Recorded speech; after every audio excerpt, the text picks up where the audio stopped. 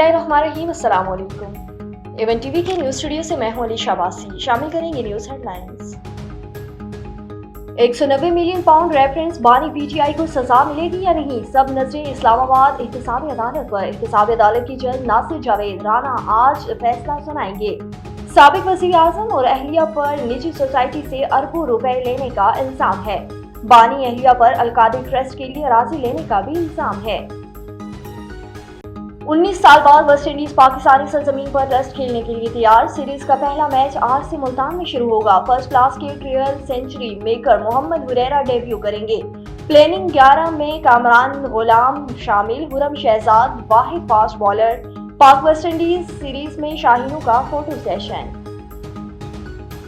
Islamabad high court में 4 नए जजेस कौन होंगे? जस्टिस यहिया अफरीदी के ज़ेर सदारत जुडिशल कमीशन का इजलास आज होगा। एडिशनल सेशन जज, सीनियर वकला समेत 19 नामों पर गौर किया जाएगा।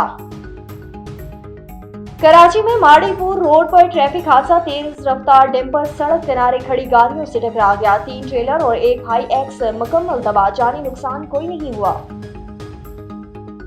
और फैसलाबाद में चिल्ड्रन अस्पताल में मुलाजमा से मुबैना इज्तिमाई ज़्यादती, इंक्वायरी रिपोर्ट से 10 से ज़ायद अस्पताल मुलाजमीन को कसूरवार करार। इंक्वायरी कमेटी ने तहकीकाती रिपोर्ट सिक्योरिटी हेल्थ को अरसाल कर दी।